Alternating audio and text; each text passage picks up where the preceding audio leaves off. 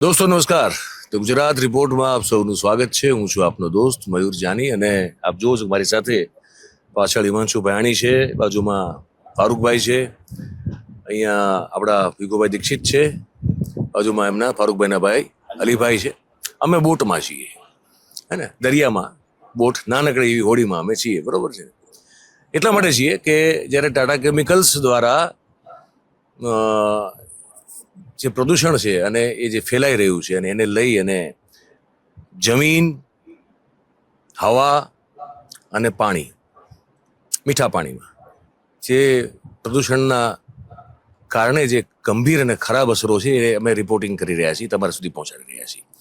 દરિયામાં અમે એટલા માટે આવેલા છે કે દરિયો પણ એવું કે અલીભાઈ કે ભાઈ ફારૂકભાઈ કે યુખુભાઈ કે બધા માછીમાર ભાઈઓનું પણ બધાનું એવું કહેવાનું છે કે દરિયો પણ ખરાબમાં ખરાબ રીતે એ પ્રદૂષણ, કેમિકલ વેસ્ટના પ્રદૂષણનો ભોગ બની રહ્યો છે અને એના કારણે દરિયાઈ જીવસૃષ્ટિ ખૂબ ઝડપથી ખતમ થઈ રહી છે.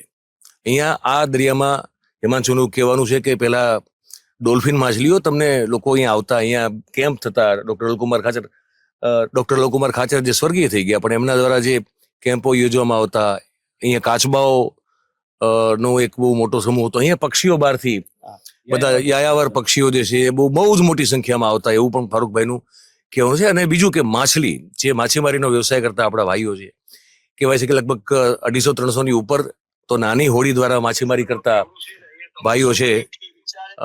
હવે એ લોકોની જે માછીમારીનો બિઝનેસ છે એ બિઝનેસ ઉપર પણ બહુ મોટો એક પ્રભાવ પડેલો છે. એનું કારણ કહેવામાં આવે છે કે આપ જુઓ, આજે બાજુ આમ જુઓ તો આજે એક ટાટા, આ તમને દેખાય છે અત્યારે, જ્યાં મેહુલભાઈ તમને દેખાડવાનો પ્રયાસ કરે છે, અને પોસિબલ થાય તો જો ઝૂમ થતું હોય મેહુલભાઈ તો એ પણ તમે કરી જુઓ. આ જે છે ને એ ટાટા કેમિકલ્સ દ્વારા બનાવવામાં આવેલી એક જેટી છે. આ એવું કહેવાય છે લગભગ 3 થી 4 કિલોમીટર લાંબી છે. અને એની સાથે તમને જો દેખાય, ખબર નહીં મને દેખાશે નહીં દેખાય, પણ જો દેખાય તો પાઇપલાઇનો તમને જોવા મળશે એની સાથે. હવે એ પાઇપલાઇનો દ્વારા કેમિકલ વેસ્ટ જે છે એ દરિયાના પેટાળમાં ડમ્પ કરવામાં આવી રહ્યો છે, જેને અહીંયા સ્થાનિક લોકો રીબડી કહે છે, બરોબર છે. અને રીબડી જે છે એ દરિયાના પેટાળમાં ડમ્પ કરવામાં આવી રહી છે અને દરિયાના પેટાળમાં એ પ્રસરી રહી છે. અને એના કારણે દરિયાઈ જીવસૃષ્ટિ, દરિયાઈ ઇકોસિસ્ટમ જે છે એના ઉપર ખૂબમાં ખૂબ ખરાબ અસર પડી રહી છે અત્યારે. એ અમે અત્યારે કવર કરવા આવેલા છીએ. અને તમને યાદ હશે કે એક વિડીયો અમારા ચેનલ ઉપર ચાલેલો, દિલીપભાઈ પટેલે, અમારા જે વરિષ્ઠ સાથી છે, અમને ચલાવેલો, જેમાં ફારૂકભાઈના એક ભાઈ છે એ આવી જ રીતે દરિયાની હેઠે અંદર ઉતરી અને એક આવા જે વાંસ છે, બાંબુ, એને નીચે દરિયાના પેટાળમાં ઉભા રહી અને પછી નીચે સુધી એને ઘુસાડીને પછી પાછો કાઢીને દેખાડવાનો પ્રયાસ કરતા હતા કે આ રીવડી કેટલી બધી ફેલાઈ ગયેલી છે. એટલે અમે આવેલા છીએ એટલા માટે કે અમે એ તમને અહીંયા દેખાડી શકીએ. અને હવે આ વિસ્તાર, બેલા સાહેબનું એવું કહેવાનું હતું કદાચ કે ભાઈ આ તો તમે વિડીયો ઉતારી દો, ના તો મરીન નેશનલ પાર્કનો વિસ્તાર છે કે નહીં, પણ અહીંયા અમને એટલી સમજ પડે કે ટાટા કેમિકલ્સ અહીંયા છે, એની જેટી અહીંયા છે, બરોબર છે. અને મરીન નેશનલ પાર્કનો વિસ્તાર હોય તો એવા કોઈ અહીંયા એવી બોર્ડર કે એવી સીમા અમને કોઈ જગ્યાએ અહીંયા દેખાતી નથી. અને બીજું કે અમે કોઈ દેશ વિરોધી કે તત્વો નથી, અમે કોઈ આતંકવાદીઓ નથી. અમે પોલ્યુશનના કારણે જે પણ તકલીફો ઊભી થઈ રહી છે એ રિપોર્ટ કરવા માટે આવેલા વર્ષોથી કામ કરતા પત્રકારો છીએ. એટલે આનો કોઈ અમારો બદ ઇરાદો પણ છે નહીં, પણ વાસ્તવિકતા લોકો સુધી પહોંચવી જોઈએ. સત્તામાં બેઠેલા લોકો સુધી એમની જાણકારી હોય તો છતાં એ જાણે છે, છતાં પણ એમના કાને લાઉડ સ્પીકર મૂકીને કહેવાનો અમારો આ પ્રયાસ છે. સ્થાનિક લોકોની પણ જે ફરિયાદો છે એને અન્ય ગુજરાતના રાજ્યના આપણા જે નાગરિકો છે એ લોકો સુધી પહોંચાડવાનો અમારો પ્રયાસ છે. અને એના ભાગરૂપે અમે અત્યારે આ દરિયાની અંદર છીએ. અને થોડીક વાર પછી અમે તમને જેવા એ પોઈન્ટ ઉપર પહોંચીએ એટલે એ ફારૂકભાઈ જે છે એ કદાચ કે અલીભાઈ કોઈ એ દેખાડશે, અને અમે એનો કદાચ બને તો એક નમૂનો પણ લઈ લેશું આપણે, જેથી કદાચ જરૂર પડે કે ભાઈ તમે તો આ તો કાદવ હતો, રીબડી નહોતી, તો જરૂર પડે તો કોઈ જગ્યાએ આપણે લેબોરેટરીમાં ટેસ્ટ કરાવી શકીએ, તો એમાં આપણી પાસે એક આધાર પુરાવો રહે. તો બસ થોડીક વાર માટે વેઇટ કરો, થોડીક વાર પછી અમે પોઈન્ટ ઉપર પહોંચીએ છીએ અને અમે એ પેટાળમાં જે કેમિકલ વેસ્ટ જમા થઈ રહ્યો છે એ તમને દેખાડવાનો પ્રયાસ કરીશું. તો દોસ્તો આપણે હવે પહોંચી ગયા છીએ એ સ્પોટ ઉપર જ્યાં ટાટા કંપનીનો જે કેમિકલ વેસ્ટ છે એ જે દરિયામાં ડમ્પ કરવામાં આવે છે. તમે સાથેના અમુક વિઝ્યુઅલ્સમાં જોયું હશે, અમે વાતચીત કરતા કરતા સાથે તમને વિઝ્યુઅલ દેખાશે કે હું મારી સામે જે એક પોઈન્ટ છે ત્યાંથી બધો પ્રવાહ આવી રહ્યો છે. તમે જોઈ શકો છો કે ત્યાંથી પાણીનો પ્રવાહ આવે છે. એ જે છે એ પાડલી ગામનો એરિયા છે, અને પાડલી ગામના એ એરિયામાંથી ત્યાંથી નાળી દ્વારા એક જેના નાળું કહીએ, નાળા દ્વારા પાણી છોડવામાં આવી રહ્યું છે. એ પાણી પ્રદૂષિત પાણી છે, એવું કેમિકલ વાળું પાણી છે એવું માછીમાર ભાઈઓનું પણ કહેવાનું છે. અને જે લોકો આ પ્રદૂષણ સામે અવાજ ઉઠાવી રહ્યા છે, એવા ભીખુભાઈ હોય કે દેવરામભાઈ હોય કે બીજા બધા મિત્રો છે, બધાનું પણ એ જ કહેવાનું છે.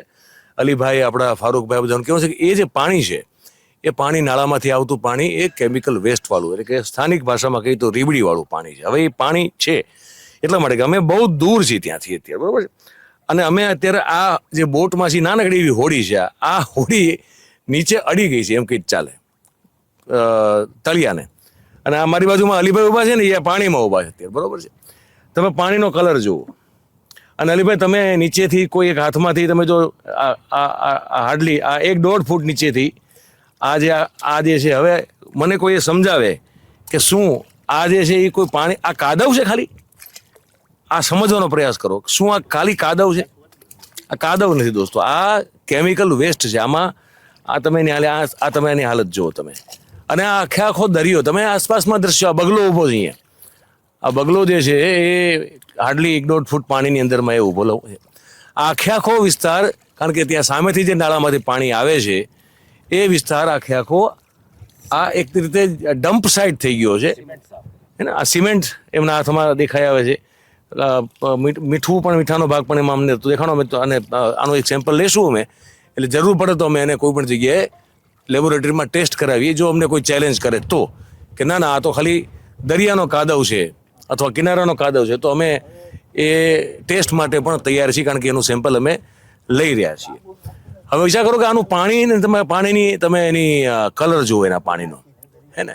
અને આગળ જો આ બાજુ થોડોક જમણી બાજુ પેન કરે મેહુલ કેમેરો, તો ત્યાં તો બિલકુલ પાણી છે જ નહીં. ત્યાં ઓલમોસ્ટ આગળ છે ને, અહીંયાથી આપણે જ્યાં હોડી આપણે લાગેલી છે ને, એનાથી આગળ 2 કિલોમીટર આગળ સુધી પાણી જાતું હતું. અહીંથી 2 કિલોમીટર આગળ સુધી દેખાય છે ને, ત્યાં સુધી આ દરિયાનું કાયમી ડેલી સર્વિસ પાણી જાતું હતું. અમે નાનકડા અમારા પપ્પા બે અહીંયા ધંધો કરવા આવ્યા હતા, ત્યારે પાણી 2 કિલોમીટર સુધી આમ જાતું હતું. હવે પાણી અહીંયા આટલું તમને દેખાય છે ઝાડ, એનાથી આગળ જાતું નથી. બરોબર, બધું વિસ્તાર ભરાઈ ગયું આ મટીરિયલથી બધું. આ ટાટા કેમિકલ્સ હવે શું કહે છે કાંઈ ખબર નથી સાહેબ. આને તો અમારી ભાષામાં તમે રીબડી કહે છે ને. બરોબર છે. હવે પાણી હવે આટલું જ જાય છે, એનાથી આગળ જવાતું નથી. આવા ઓલી બાજુ બધું સોડાનું ને સિમેન્ટનું ને બધું વેસ્ટ કચરું જ છે. અને બીજું એક એ પણ છે કે બધા મિત્રો કહ્યું કે જે ચેરના જે વૃક્ષો છે બધા, હે ને, જેને આપણે મેનગ્રોવ્સ પણ કહીએ, આની સંખ્યા પણ બહુ મોટા પ્રમાણમાં ઘટી ગઈ છે. એનું નિકંદન નીકળી ગયું છે દોસ્તો, હે ને. અને એક આ બાજુ તો તમને દેખાય છે, પણ આ બાજુ તમને એ બિલકુલ સાફ થયેલા દેખાય છે, હે ને. તમે જુઓ, હજી પણ જો મેહુલ પ્રયત્ન કરે અને થોડોક જમણી બાજુ એની જાય, તો એ જે કાંઠા વિસ્તાર છે ત્યાં તમે જુઓ તો આ બાજુના વિસ્તારમાં આપણે જોયા હજી છે થોડા ઘણા, પણ પેલી બાજુ જે છે ત્યાં તમને બિલકુલ દેખાશે નહીં. એટલે જે મેનગ્રુવ્સ છે, ચેરિયા આપણે વૃક્ષો કહીએ, એનું નિકંદન નીકળી ગયું છે. સામે તમે જોઈ શકો છો કે નાળામાંથી પાણી આવી રહ્યું છે. અને આ બધા મિત્રોનું એવું બહુ સ્પષ્ટપણે કહેવાનું છે કે એ જે પાણી છે એ પાણી પ્રદૂષિત પાણી છે, એ કેમિકલ વેસ્ટ છે, જેને સ્થાનિક ભાષામાં આપણે રીબડી કહીએ છીએ. અને આ તો બગલા જે છે તો બિલકુલ આ તો અડી ગયા છે આપણે અત્યારે, આ અડી ગયા. હા, આમાં હોડી હાલે નહીં ભાઈ, જોજો તમારા તૂટી બૂટી ન જાય ભાઈ, જોજો ધ્યાન રાખજો તમે.